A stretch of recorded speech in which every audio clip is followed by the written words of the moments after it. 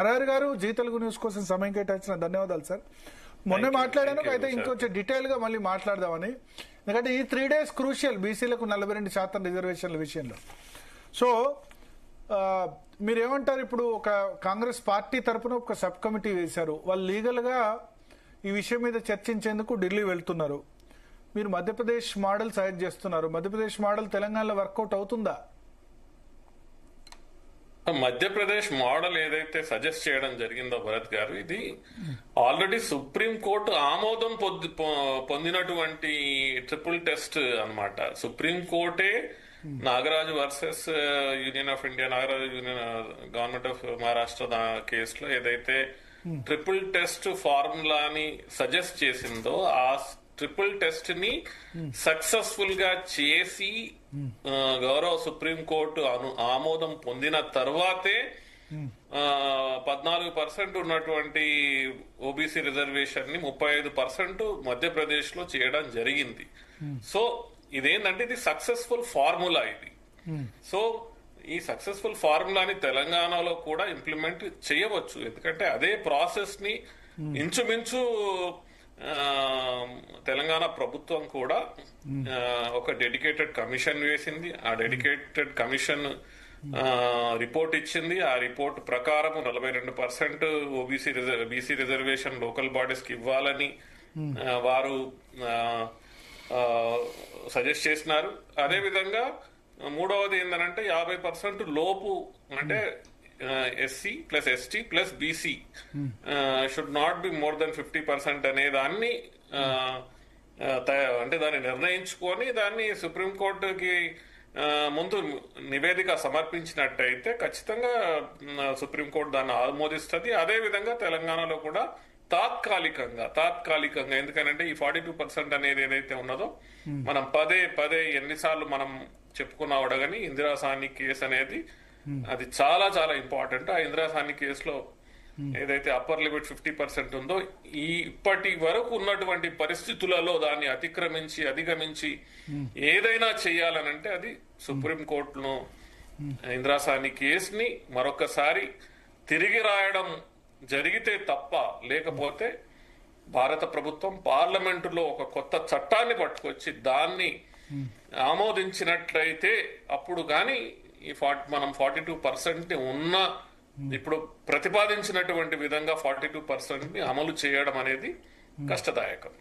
Okay, so ఇప్పుడు మీరు 42% reservation చేయాలంటే మధ్యప్రదేశ్ మోడల్ అంటారు. ఇప్పుడు మధ్యప్రదేశ్ మోడల్ అయితే మళ్ళీ అల్టిమేట్ గా మొత్తం రిజర్వేషన్లు అయితే 50% దాటదు కదా. సో ఇప్పుడు ఎస్సీ ఎస్టీ పాపులేషన్ తక్కువ నియోజకవర్గాల్లో ఇది కొంత బీసీలది పెంచేందుకు అవకాశం ఉంటుంది, అంతేనా? ఎగ్జాక్ట్లీ, నేను అదే అంటున్నాను పదే ఇది తాత్కాలిక సమాధానం. దీన్ని పంచాయతీ వారీగా మాత్రమే ఇంప్లిమెంట్ చేయాలి. యూనిట్ అనేది పంచాయతీ, ఎంపీటీసీ, జెడ్పీటీసీ తీసుకొని దానికి అనుగుణంగా చేయాల్సినటువంటిది. ఇది తాత్కాలికంగా. ఫర్ ఎగ్జాంపుల్ ఇప్పుడు ఎస్టీ పాపులేషన్ ఎక్కువ చోట, ఇప్పుడు ఖమ్మంలో లేదా ఆదిలాబాద్ లో కొన్ని చోట్ల ఎస్టీ పాపులేషన్ చాలా ఎక్కువ ఉంది కదా. సో అక్కడ తక్కువే వస్తాయి, అక్కడేం అవకాశం ఉండదు. ఎస్, ఇది మనం చాలా స్పష్టంగా మనం అర్థం చేసుకోవాల్సింది ఏమిటనంటే, మా గౌరవ సుప్రీంకోర్టు మరియు ముఖ్యంగా స్థానిక ఎన్నికలకు సంబంధించినటువంటి అన్ని, అది హైకోర్టుల సుప్రీంకోర్టు ద్వారా పదే చెప్పిన విషయం ఏమిటనంటే, ఈ రిజర్వేషన్ ఏదైతే ఉంటుందో లోకల్ బాడీస్ కి అది యూనిట్ వైజే వర్తిస్తుంది. కాబట్టి మనకి ఎక్కడైతే షెడ్యూల్డ్ కులాలు గాని, షెడ్యూల్డ్ తెగలు గాని ఎక్కడైతే అత్యధికంగా ఏ జిల్లాలలో ఏ యూనిట్లలో, అంటే ఇక్కడ మనం చూసుకున్నట్టయితే ఖమ్మం లాంటి ప్రాంతంలో, మహబూబాబాద్ లాంటి మన ప్రాంతాలలో అత్యధిక, అదేవిధంగా ఆదిలాబాద్ లాంటి ప్రాంతాలలో ఎక్కడైతే అత్యధికంగా షెడ్యూల్డ్ తెగలు ఉన్నారో ఖచ్చితంగా వాళ్ళకి అక్కడ ఎక్కువ పర్సంటేజ్ వాళ్ళకి లాభం జరుగుతుంది. అది దాన్ని మనం ఒప్పుకోవాల్సిందే. కానీ ఎక్కడైతే వారు తక్కువగా ఉన్నారో అక్కడ both schedule caste and schedule కులాలు ఎక్కడైతే తక్కువ ఉన్నారో అక్కడ ఖచ్చితంగా ఓబీసీలకి ఇది చాలా ఉపయోగపడుతుంది. ఇప్పుడు ఎస్సీ ఎస్టీల రిజర్వేషన్ లోంచి తీసి ఇది బీసీలకు ఇవ్వడం. Yes, correct. మరి అప్పుడు ఎస్సీ ఎస్టీ నష్టపోతారు కదా. రాష్ట్ర వ్యాప్తంగా యూనిఫామిటీ ఉన్నప్పుడు కొన్ని చోట్ల తక్కువ ఎక్కువ వస్తుంది కదా. సో మనం ఇక్కడ అర్థం చేసుకోవాల్సింది ఏమిటంటే గౌరవ సుప్రీంకోర్టు కానీ అదేవిధంగా హైకోర్టులు నానా రకాల కేసులలో చెప్పింది ఏమనంటే ఇక్కడ మనకి ఏ యూనిట్ లో అయితే, యూనిట్ అంటే ఇక్కడ మనం ఒక ఎంపీటీసీ క్షేత్రం లేకపోతే ఒక జెడ్పీటీసీ క్షేత్రం అని అనుకుందాము. అసలు అక్కడ ఎస్సీలు ఎస్టీలు లేనప్పుడు వారికి మనం రిజర్వేషన్ ఇవ్వాల్సినటువంటి అవసరము లేదు. అదేవిధంగా ఎక్కడైతే బీసీలు కూడా అత్యధికంగా ఉన్నారో, లేకపోతే ఎక్కడైతే బీసీలు అత్యల్పంగా ఉన్నారో అక్కడ ఎస్సీ ఎస్టీలకి అత్యధికంగా ఖచ్చితంగా లబ్ధి పొందుతున్నారు కదా. సో క్రాస్ ఒక రకంగా చూసుకున్నట్టయితే ఇది క్రాస్ రిజర్వేషన్ అంటే ఎక్కడ ఎవరు అత్యధికంగా ఉన్నారో అక్కడ వాళ్ళు అత్యధికంగా లబ్ధి పొందుతారు అనేటువంటి ఈ ఫార్ములా అర్బన్ లోకల్ బాడీస్ లో కొంచెం బీసీలకు ఉపకరిస్తుంది. ఇప్పుడు గ్రేటర్ హైదరాబాద్ లాంటి చోట ఉందనుకోండి, ఎస్టీ పాపులేషన్ చాలా తక్కువ ఉంటుంది కదా. సో దానిలోంచి బీసీలకు ఎక్కువ ఇవ్వడానికి అవకాశం ఉంటుంది కూడా. ఈవెన్ కేసీఆర్ గవర్నమెంట్ లో కూడా కేసీఆర్ గవర్నమెంట్ లో కూడా బీసీ రిజర్వేషన్ 33% ఇంప్లిమెంట్ చేశారు జిహెచ్ఎంసీ పరిధిలో. Because SC population ST population తక్కువ ఉంది కాబట్టి. సో మనం ఇక్కడ అర్థం చేసుకోవాల్సింది ఏంటంటే ఇది లోకల్ బాడీస్ అనేటివి స్థానిక సంస్థలు అంటే local 73rd 74th constitutional amendment ద్వారా స్థానిక సంస్థలని బలపరిచే విధంగా డీసెంట్రలైజ్డ్ పరిపాలన విధానాన్ని పట్టుకొచ్చిన తరుణంలో యూనిట్ ఏది తీసుకోవాలి అనే దాని మీద చాలా రకాల కేసులు వాదించడం జరిగింది. అందులో యూనిట్ అనేది ఎప్పుడైనా కూడా కానీ స్థానిక సంస్థనే. ఏ స్థానిక సంస్థకి అనుగుణంగానూ ఆ స్థానిక సంస్థలో అత్యధికంగా ఉన్నటువంటి ఏ షెడ్యూల్ కులాల, షెడ్యూల్ తెగల, లేకపోతే బీసీ వర్గాల వారికి అనుగుణంగా పరిపాలన సౌలభ్యం కల్పించే విధంగా ఇలాంటి యూనిట్ వైజ్ రిజర్వేషన్ ని ఆమోదించడం జరిగింది. అందుకని మనం దీన్ని పాజిటివ్ గానే తీసుకోవాలి. ఎవరికి అన్యాయం చేసేటటువంటి పద్ధతి కాదు ఇది. ఎవరు అత్యధికంగా ఎక్కడున్నారో అక్కడ వారికి అనుగుణంగా అత్యధికంగా వారికి రిజర్వేషన్స్ వచ్చే విధంగా ఇలాంటి నిర్ణయం తీసుకోవడం జరుగుతుంది. కానీ నేనేమంటున్నానంటే ఇది మళ్ళీ నేను చెప్పేది ఇది కేవలం తాత్కాలిక ఉపశమనము మాత్రమే. బీసీలకి పర్మనెంట్ విధంగా ఉపశమనం జరగాలంటే, పర్మనెంట్ విధంగా బీసీలకు అధికారము రావాలి అని అనుకుంటే మాత్రం ఖచ్చితంగా ఈ 50% లిమిట్ ని అధిగమించాల్సినటువంటి అవసరం ఉన్నది. అది అల్టిమేట్ డిసిషన్. అది ఓకే. ఇక్కడ ఒకటి సార్, ప్రధానంగా రాష్ట్ర ప్రభుత్వం లేదా కాంగ్రెస్ పార్టీ ఒక మంత్రివర్గ ఉపసంఘం ఏర్పాటు చేసింది. 3 రోజుల్లో రిపోర్ట్ ఇమ్మని చెప్పింది. అభిషేక్ మను సింఘ్వి, జస్టిస్ సుదర్శన్ రెడ్డి వీళ్ళతో చర్చలు జరుపుతున్నారు. దీని మీద 3 ఆప్షన్స్ ఉన్నాయి. ఇప్పుడు రాష్ట్రపతి మీద సుప్రీంకోర్టుకు వెళ్ళడం, రెండో ఆప్షన్ ఈ ఏదైతే 42% రిజర్వేషన్ పొలిటికల్ రిజర్వేషన్ ఆర్డినెన్స్ బదులు అసెంబ్లీలో ఆమోదించి జీవో ఇవ్వడం రెండో ఆప్షన్. థర్డ్, రాజకీయ పార్టీ కాంగ్రెస్ పార్టీ పరంగా రిజర్వేషన్ ఇవ్వడం. ఒక్కొక్క ఆప్షన్ పాసిబిలిటీస్ మాట్లాడదాం. ఇప్పుడు రాష్ట్రపతి మీద కోర్టుకు వెళ్తే, సుప్రీంకోర్టుకు వెళ్తే లైక్లీహుడ్ ఏం జరిగే అవకాశం ఉంది? 3 నెలల్లోపు బిల్లు ఆమోదించాలని రాష్ట్రపతి మీద సుప్రీంకోర్టు తీర్పు చెప్పింది. కానీ 3 నెలలైనా రాష్ట్రపతి ఆమోదించలేదు. సో దాని మీద ప్రభుత్వం సుప్రీంకోర్టుకు వెళ్తే రాష్ట్ర ప్రభుత్వం. సో మనము తమిళనాడు గవర్నర్ విషయంలో సుప్రీంకోర్టు రీసెంట్ గా ఇచ్చినటువంటి డెసిషన్ లో మనం చూసినట్టయితే దాన్ని చాలా న్యాయ నిపుణులు, అదేవిధంగా అప్పటి ఉపరాష్ట్రపతి అయినటువంటి ధన్ఖడ్ గారు కూడా దీన్ని ప్రశ్నించడం జరిగింది. గౌరవ సుప్రీంకోర్టుకి రాష్ట్రపతిని ఇంత సమయంలో, ఇన్ని నెలలలో, ఇంత టైంలో మీరు నిర్ణయం తీసుకోవాలి అనేటువంటిది అది గవర్నర్స్ గా, అదేవిధంగా రాష్ట్రపతికి సూచన చేయవచ్చా లేదా అనేటువంటిది ఒక పెద్ద కాన్స్టిట్యూషనల్ ఇష్యూగా తయారైంది. అయితే దాని తర్వాత గౌరవ రాష్ట్రపతి గారు కూడా ప్రెసిడెన్షియల్ రెఫరెన్స్, మనకి కాన్స్టిట్యూషనల్ లో ఒక మంచి ప్రొవిజన్ ఉంది, దాన్ని కాన్స్టిట్యూషనల్ రెఫరెన్స్ అన్నాడు, ప్రెసిడెన్షియల్ రెఫరెన్స్ అంటారు. ఆ ప్రెసిడెన్షియల్ రెఫరెన్స్ లో గౌరవ ప్రెసిడెంట్ గారు ఈ నిర్ణయాన్ని ఉద్దేశించి వారు కాన్స్టిట్యూషనల్ బెంచ్ కి రెఫర్ చేయడం జరిగింది. ఈ విధంగా సుప్రీంకోర్టు అసలు ప్రెసిడెంట్నే నిర్దేశించవచ్చా, ప్రెసిడెంట్ గారికే అసలు సూచనలు చేయవచ్చా అనే దాని మీద ఇది ఆల్రెడీ గౌరవ సుప్రీంకోర్టులో విచారణలో ఉన్నది. ఇలాంటి సమయంలో ఎప్పటి వరకైతే సుప్రీంకోర్టు ఈ ప్రెసిడెన్షియల్ రెఫరెన్స్ ఏదైతే చేయడం జరిగిందో దాని నిర్ణయం తీసుకోలేనంత వరకు ఇప్పుడు తెలంగాణ ప్రభుత్వము సుప్రీంకోర్టుకి వెళ్ళినా కూడా కానీ సుప్రీంకోర్టు ఏముంటుంది, అయ్యా ఆల్రెడీ మాకు గౌరవ రాష్ట్రపతి గారు ఒక రెఫరెన్స్ పంపించినారు, దాని మీద మేము నిర్ణయం తీసుకున్న తర్వాతే కదా మీరు రాష్ట్రపతి మీద తీసుకొచ్చినటువంటి ఈ కేసుని మేము నిర్ణయించగలుగుతాము అని చెప్తుంది.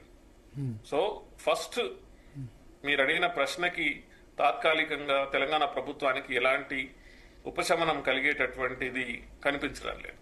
ఓకే, అంటే అది ఆ ప్రెసిడెన్షియల్ రిఫరెన్స్ ఉన్నంత కాలం దాని మీద సుప్రీంకోర్టు కూడా ఆ కేసు నార్మల్ గా ఇంకా పెండింగ్ లో ఉంటుంది అంతే వేసిన అంతే కదా, అంతే ఆల్రెడీ రెఫరెన్స్ ఉంది కదా.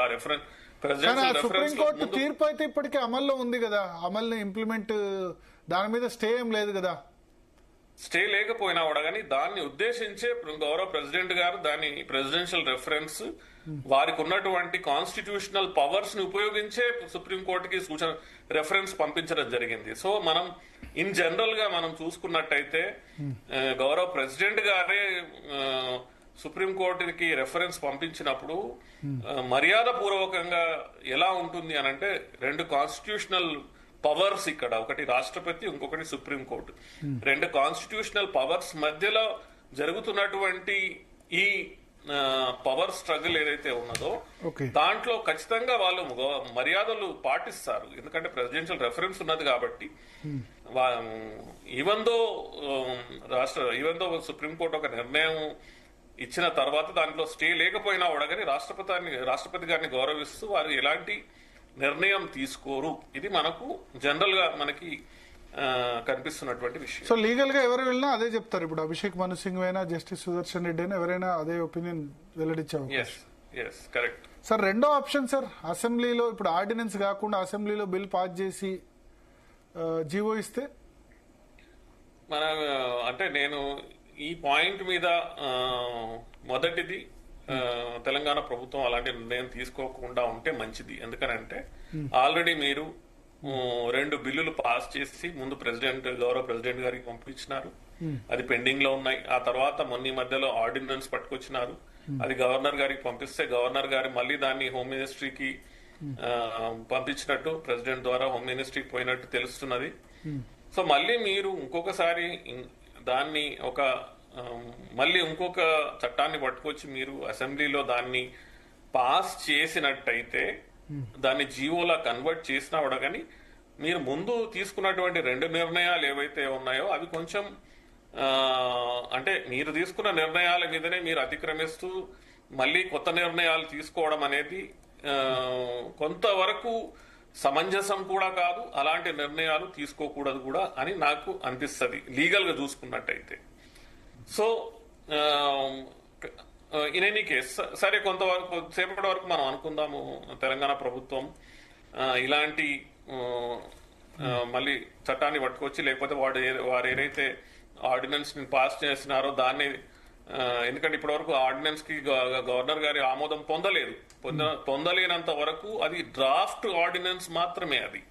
అది ఆర్డినెన్స్ లాకి కన్వర్ట్ కాలేదు. ఎందుకంటే అది గజెట్ నోటిఫికేషన్ ఇప్పటి వరకు అది ఆర్డినెన్స్ అయినట్టు జరగలేదు. కాబట్టి మళ్ళీ మీరు అసెంబ్లీలో పాస్ చేసి ఒక గవర్నమెంట్ ఆర్డర్ ఇష్యూ చేసినట్టయితే ఖచ్చితంగా ఎవరో ఒకరు దాన్ని మళ్ళీ వెళ్ళి హైకోర్టులో గాని సుప్రీంలో గాని కోర్టులో గాని దాన్ని ఛాలెంజ్ చేసినట్టయితే అది నిలవదు.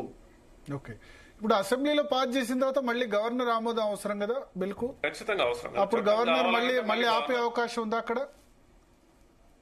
అక్కడ ఖచ్చితంగా అంటే గవర్నర్ గారు వారి విచక్షణ పరంగా వారికి ఉన్నటువంటి కాన్స్టిట్యూషనల్ పవర్స్ కి అనుగుణంగా వారికి ఉన్నటువంటి ఖచ్చితమైనటువంటి అంటే ఏదైనా బిల్స్ పాస్ అయినప్పుడు దాన్ని చట్టంలో కన్వర్ట్ చేయాలంటే వారు ఖచ్చితంగా న్యాయ నిపుణులని అదేవిధంగా దాన్ని చట్ట పరిధిలో ఉన్నదా లేదా అని పరీక్షించాల్సినటువంటి అవసరం వారికి కూడా ఉన్నది.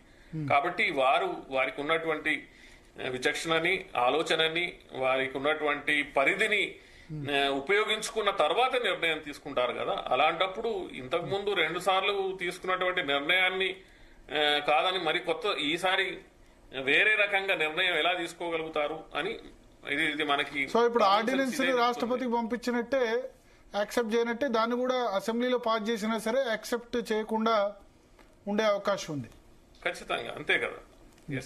డైరెక్ట్ గా జీవో పాస్ చేస్తే బీసీలకు 42% రిజర్వేషన్ ఇస్తూ, సో జియో పాస్ చేయాలనంటే జీవో ఇస్తే డైరెక్ట్ గా మనము మళ్ళీ ఒకసారి మనం governor of Maharashtra, governor of Tamil Nadu లో జరిగినటువంటి మనం కేసు చూసుకున్నట్టయితే గౌరవ సుప్రీంకోర్టు ఏమనిందనంటే ఇన్ని నెలల వరకు దీన్ని మీరు పెండింగ్ లో పెట్టినారు కాబట్టి మీరు ఆ తర్వాత మీరు దాని మీద నిర్ణయం తీసుకోకపోయినా కూడా రాష్ట్ర ప్రభుత్వం నిర్ణయం తీసుకోవచ్చు అనేటువంటి ఒక నిర్ణయం, ఒక ఆర్డర్ గౌరవ సుప్రీంకోర్టు పాస్ చేయడం జరిగింది. అప్పుడు తమిళనాడు ప్రభుత్వం ఏం చేసిందనంటే గవర్నర్ గారి సంతకం లేకపోయినా వాటిని గజెట్ నోటిఫికేషన్ ఇవ్వడం జరిగింది. కానీ అలాంటి పరిస్థితులు ఇక్కడ లేవే. ఎందుకనంటే గవర్నర్ గారు దాన్ని రిజెక్ట్ చేయలేదు కదా, లేకపోతే దాన్ని ఆయన పెండింగ్ లో పెట్టలేదు కదా. ఆయన రెఫరెన్స్ కి ఆయన హోమ్ మినిస్ట్రీ కి ఆయన దీన్ని పరిశీలన కోసం పంపించినాడు కదా. సో పరిశీలన కోసం పంపించినప్పుడు ఆయన దగ్గర పెట్టుకొని దాని మీద నిర్ణయం తీసుకోకుండా కూర్చొని ఉంటే అది వేరే యాంగిల్లో చూసి ఉండాలి. ఇప్పుడు గవర్నర్ కూడా టైం లైన్ ఇచ్చింది కదా, అక్కడ రాష్ట్రపతికి 3 నెలలు, గవర్నర్ కు నెల కదా. అక్కడ కూడా ఇచ్చింది, నేను అదే అంటున్నాను. ఇక్కడ మరి గవర్నర్ నెల పాటు నిర్ణయం తీసుకోలేదు, గవర్నర్ మీద వెళ్తే రాష్ట్రపతి మీద కాకుండా. అదే నేను ఇక్కడ ఏమంటున్నానంటే గవర్నర్ గారు తన దగ్గర పెట్టుకోలేదు, దాన్ని పరిశీలన కోసము పంపించినారు కదా. పరిశీలన కోసం పంపించినప్పుడు దాని పరిశీలన జరిగి వచ్చేంత వరకు వేచి చూస్తున్నారని మనం అనుకోవాలి. అంతేగాని వారు దాన్ని పెండింగ్ లో పెట్టినటువంటి పరిస్థితి మనకు కనిపించట్లేదు, అట్లా అనుకోలేము దాన్ని. సో అలాంటి పరిస్థితి తమిళనాడులో నెలకొన్నటువంటి పరిస్థితి ఇక్కడ కనిపించడం లేదు మనకి. సరే, ఇప్పుడు ఇక ఫైనల్ గా మిగిలింది పార్టీ పరంగా 42% రిజర్వేషన్స్ ఆప్షన్. వాళ్ళు ఏ ఆప్షన్ వైపు మొగ్గు చూపుతున్నట్టు తెలుస్తుంది. సార్ రేవంత్ రెడ్డి కూడా ఢిల్లీ పోయారు, సబ్ కమిటీ మెంబర్స్ కూడా ఢిల్లీ వెళ్ళి. సో మనం దీన్ని ముందు కూడా మనం చాలా మాట్లాడుకున్నాము. అందరూ చెప్పేదే ఉంటాయి. మనం కూడా ఈ విషయం మీద మాట్లాడుకున్నప్పుడు పార్టీ అనేది అది ఏ పార్టీకి సంబంధించినటువంటి ఆ పార్టీ తమకు అనుగుణంగా నిర్ణయాలు తీసుకోవచ్చు. వాళ్ళు 42% ఇవ్వచ్చు, 50 ఇవ్వచ్చు, 100% కూడా బీసీలకి మొత్తం రిజర్వేషన్ కల్పించవచ్చు. దానికి ఎలాంటి ఆటంకము ఏ పొలిటికల్ పార్టీకి ఇక్కడ లేదు. సో పార్టీలు ఖచ్చితంగా తమకి అనుగుణంగా ఏదైతే వారికి లబ్ధిదాయకంగా ఉంటుందో దానికి అనుగుణంగా వారు నిర్ణయాలు తీసుకోవచ్చు. ఆ విధంగా బీసీలకి రిజర్వేషన్ కల్పించవచ్చు. కానీ ఇక్కడ మనకి బాగా మళ్ళీ మనం చెప్పుకోవాల్సినది ఏమిటంటే పార్టీలు తీసుకున్నటువంటి నిర్ణయాలు చట్టబద్ధమైనది కాదు. పార్టీలు ఏవైతే నిర్ణయాలు తీసుకుంటారో దానికి చట్టబద్ధమైనటువంటి ఎలాంటి ఆమోదము లేదు. కాబట్టి పార్టీలు తీసుకున్న నిర్ణయాన్ని అది కేవలం తాత్కాలిక నిర్ణయంగానే, అదేవిధంగా ఏ ప్రామిస్ అయితే ప్రస్తుతం ఉన్నటువంటి ప్రభుత్వం 42% చేస్తానని అన్నదో అది చట్టబద్ధత లేనటువంటి నిర్ణయంగానే మనం చూడవచ్చు దీన్ని. సో చట్టబద్ధత లేనటువంటి నిర్ణయాలు ఏవైనా కూడా కానీ అవి కేవలం తాత్కాలికమే. అవి వచ్చే ఎలక్షన్స్ వరకు ఉంటాయా, ఆ తర్వాత కూడా ఉంటాయా అనే దానికి ఏ గ్యారంటీ లేదు. సో అది కూడా ఒకటి. ఇంకోటి ఏంటంటే ఈ పార్టీ బీసీ అభ్యర్థి నిలబెట్టినా ఇంకో పార్టీ ఓసీ అభ్యర్థి అదే ప్లేస్ లో నిలబెట్టవచ్చు. అప్పుడు గెలవడానికి ప్రాబ్లం వస్తుంది. ఖచ్చితంగా గెలుస్తారని చెప్పలేము. అదే కాకుండా పార్టీలే కాకుండా ఇండిపెండెంట్ గా కూడా ఎవరైనా నిలబడవచ్చు. అక్కడ ఎవరిని ఆపలేరు కదా. కేవలం ఇది పార్టీలు తీసుకున్న నిర్ణయాలే అవుతాయి. అదే ఇండిపెండెంట్ వ్యక్తులు ఇండిపెండెంట్ గా నిలబడి వారు పోటీ చేయొచ్చు. దాన్ని ఎవరు ఆపగలుగుతారు? దాన్ని ఆపడం కరెక్ట్ కూడా కాదు, ఎలక్షన్ కమిషన్లు ఒప్పుకోవు కూడా. సో ఇప్పుడు ట్రిపుల్ టెస్ట్ కు మరి ఎందుకు మీరు ఇంత ఎంఫసైజ్ చేసిన మధ్యప్రదేశ్ మోడల్ ఎందుకు ప్రభుత్వం ఆలోచించట్లేదంటారు? అసలు మధ్యప్రదేశ్ ప్రభుత్వం ఏదైతే నిర్ణయం తీసుకొని ఇది చేయడం జరిగిందో దాన్ని తెలంగాణ ప్రభుత్వము పరిశీలన చేస్తే బాగుండేదని నేను మళ్ళీ మళ్ళీ అనుకుంటాను. ఎందుకంటే తెలంగాణ ప్రభుత్వం ప్రస్తుతం ఉన్నటువంటి పరిస్థితుల్లో మనం చూసినట్టయితే ఒక రకంగా ఒక క్యాచ్ 22 పొజిషన్ కి వచ్చి మిగిలిపోయింది. అంటే వారు అటు పోలేకపోతున్నారు, ఇటు పోలేకపోతున్నారు. ఇటు పోలేనటువంటి పరిస్థితుల్లో వాళ్ళు ఉన్నట్టు కనిపిస్తున్నారు. అలాంటప్పుడు బీసీలకి న్యాయం చేసే విధంగా తాత్కాలిక ఉపశమనం కల్పించే విధంగా నిర్ణయం తీసుకుంటే కూడా బానే ఉండేది. కానీ ఎందుకో మరి వారి దీన్ని ఎందుకు పరిశీలన చేయడం లేదు? ఒక ఆల్రెడీ సెట్ ఎగ్జాంపుల్, అది కూడా గౌరవ సుప్రీంకోర్టు ఆమోదం పొందినటువంటి ఒక ట్రిపుల్ టెస్ట్ మధ్యప్రదేశ్ లో జరిగింది. దాన్ని ఎగ్జామిన్ చేస్తే బాగుండేది అని నేను అనుకుంటున్నాను. మరి ఇది ఇంకా ప్రభుత్వ పెద్దల దృష్టిలో ఉంది, తెలుసు, వాళ్ళందరికీ తెలుసు, తెలిసినా సరే కన్సిడర్ చేయట్లేదు. అదే అనుకుందాం. అంతే, అంటే నేను చెప్తున్నాను కదా, నేను జూన్ 14న ఓబీసీల పోరుబాట అనే పుస్తక విమోచన కార్యక్రమానికి గౌరవ పిసిసి ప్రెసిడెంట్ మహేష్ కుమార్ గౌడ్ని వారిని పిలవడం జరిగింది. వారు వచ్చినప్పుడు ఆ సమయంలో చెప్పడం కూడా జరిగింది. వారికి మధ్యప్రదేశ్ లో ఏదైతే ట్రిపుల్ టెస్ట్ చేసి ఎలక్షన్స్ జరిపినారో దానికి సంబంధించినటువంటి డెడికేటెడ్ కమిషన్ రిపోర్ట్ కూడా వారికి ఒక కాపీ ఇవ్వడం జరిగింది, వివరించడం కూడా జరిగింది. సో కానీ సంభవం దానికి అనుగుణంగా వారు ఇప్పటి వరకు దాన్ని పరిశీలించడమా, దానికి అనుగుణంగా నిర్ణయాలు తీసుకున్నట్టుగా మనకి కనిపించడం లేదు. చేస్తే బాగుంటుంది. ఇట్లా చేస్తే గనక ఎస్సీ ఎస్టీ పాపులేషన్ తక్కువ ఉన్న చోట బీసీలది పెరగొచ్చు. మరి ఎందుకంటే 50% దాటొద్దు కాబట్టి ఎస్సీ రిజర్వేషన్ ఎస్టీ రిజర్వేషన్ తక్కువ అవుతుంది, ఆ ప్లేస్ లో బీసీ రిజర్వేషన్ పెరుగుతుంది. అవును, కరెక్ట్. బట్ ఆ వర్గాల నుంచి ఇబ్బంది రాదా మళ్ళీ మా రిజర్వేషన్ బీసీలు తీసుకుంటారని చెప్పి? అక్కడ మనము బాగా మనం ఇక్కడ చూడాల్సింది ఏమిటంటే చాలా లోకల్ బాడీస్లల్లా సంఖ్యాత్మకంగా ఎస్సీలు గాని ఎస్టీలు గాని లేనటువంటి పొజిషన్ లో కూడా అంతటి రిజర్వేషన్ ఇచ్చినప్పుడు అవి ఖాళీగా ఉండిపోతాయి. ఎందుకంటే అలాంటి ఆ సామాజిక వర్గాలకు సంబంధించిన వ్యక్తులే లేరు కాబట్టి ఆ వార్డులు గాని ఆ గ్రామ పంచాయతీలు గాని ఎంపీటీసీ జెడ్పీసీ ఖాళీగా ఉండిపోతాయి.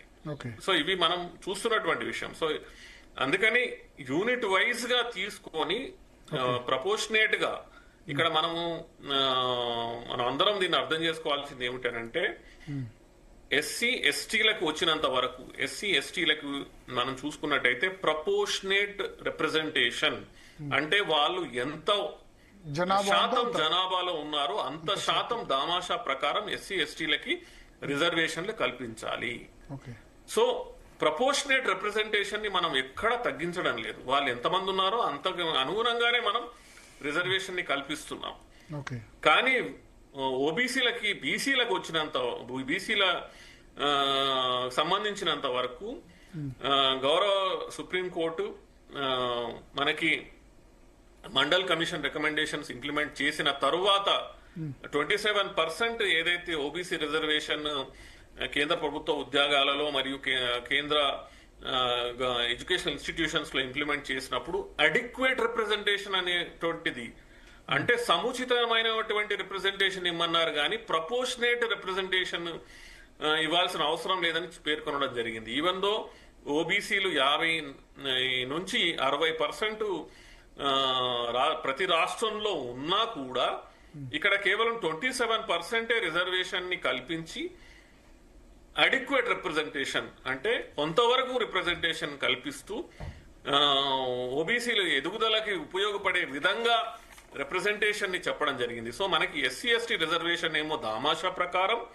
ఓబీసీ బీసీ రిజర్వేషన్లు మాత్రం అడిక్వేట్ రిప్రజెంటేషన్ సముచితమైనటువంటి రిప్రజెంటేషన్ అనేది ఇక్కడ చెప్పుకోవడం జరిగింది. సో అలాంటప్పుడు మనము లోకల్ బాడీస్లల్లా ఏ యూనిట్ లో ఎంతమంది ఉన్నారు అనే దాన్ని మనం ప్రపోర్షనేట్ రిప్రజెంటేషన్ గానే చూసుకోవాలి. అంటే 5% ఎస్సీలు ఉంటే 5% రిజర్వేషన్ ఇస్తున్నాం. సో అది ప్రపోర్షనేట్ అయిపోయింది. అందుకని మనం ఏ విధంగానూ ఎస్సీ ఎస్టీలకు సంబంధించినటువంటి రిజర్వేషన్ ని మనం తక్కువ చేయడం లేదు, Okay. వాటిని అతిక్రమించడం లేదు. అలాంటి పరిస్థితులలో మధ్యప్రదేశ్ మోడల్ ఏదైతే ఉందో ఇది తాత్కాలిక ఉపశమనముగా చూసుకొని మనం దీన్ని చేసుకున్నట్టయితే తెలంగాణ ప్రభుత్వానికి కూడా ఒక ఊరట కలుగుతుందని నేను అనుకుంటా. Right sir, thank you Narahari గారు, జీ తెలుగు న్యూస్ తో మీ వ్యూస్ పంచుకున్నందుకు. సో మొత్తానికి స్పందన ప్రభుత్వం ముందు కూడా ఇది కూడా ఒక ఆప్షన్ ఉంది, 3 ఆప్షన్స్ కాకుండా 4